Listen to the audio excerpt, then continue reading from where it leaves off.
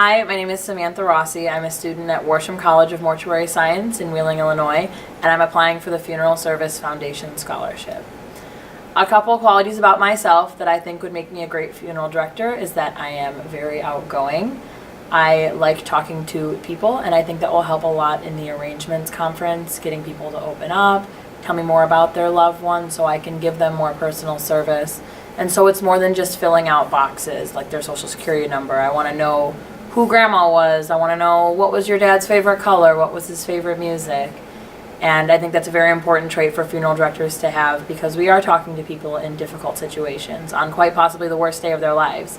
And it's important to make sure that you are outgoing so they can counteract with how they're feeling and open up to you. Another quality about myself that I think would make me a good funeral director is that I'm always going above and beyond to take care of guests in any aspect of service. Over the summer, I worked at Walt Disney World, and that is the number one quality that they look for in a cast member, is going above and beyond for service. Even if it's just giving someone a lemonade if they dropped it, or if you see a kid whose birthday it is, giving them a little bag of cotton candy, it's always important to go above and beyond. And especially in our industry, it's important to make sure we're taking care of our families with utmost care. And a couple examples of that are when I was at my funeral home, we had a family with a young girl, and she had passed away very unexpectedly several days before her birthday. And what we did was we went above and beyond, and we took parts of her birthday party and put it into her funeral service. So she was dressed in her outfit that she was going to wear during the birthday party. She had little Shopkins jewelry, she had a Shopkins casket spray, and it really kind of brought a little touch of joy to the family on a day that was actually very tragic. What I perceive to be the greatest challenge in the arrangement conference is getting the family to open up during a time when they're emotionally vulnerable. There are going to be a lot of feelings happening in the conference. People are going to be very sad and crying. And while it is important that I get my necessary information for my death certificate, I also want to get to know the person who passed away. I want to know about the family member's connection to the deceased.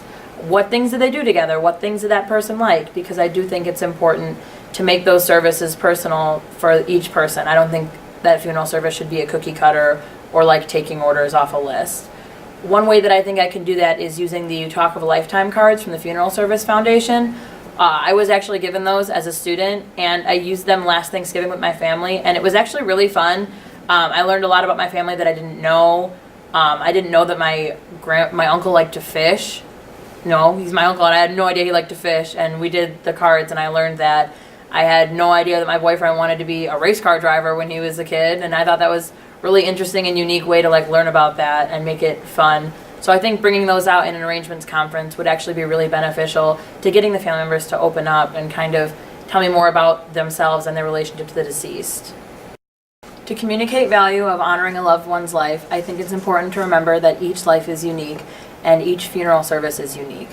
And we should not be treating funerals as cookie cutters, one size fits all, because everyone's different. When I worked in the funeral home, we had a family come in with their father, and they said, "We just want a cremation." And we said, "Okay, did you want to have a service?" And they said, No, we just want a cremation."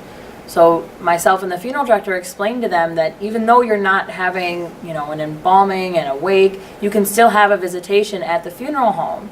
So what they ended up doing was having this very lovely service for him, and they had a nice urn for his cremated remains, and it was actually his treasure box when he was alive, and it was made of rulers. His dad made ruler boxes, and it had all of his little treasures in there, and then his cremated remains were in there, and it was displayed in the chapel with his suspenders over it and his glasses, and we had his favorite music playing. He liked Lynyrd Skynyrd and country music, and we had that playing through the funeral home.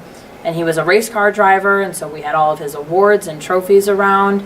And so we turned just a direct cremation into this actually lovely service honoring this man's life. And the family was so grateful, and they had no idea that they could do all of this even with a cremation. And so I think it's important that we as funeral directors take the time to get to know our families and educate them on the choices that they have when it comes to their services, because otherwise they don't know. And it's turning a negative situation into a positive. And it was just such a beautiful service, and I was really happy that we could do this for this family and make it so personal and meaningful to them. Thank you for your consideration and time.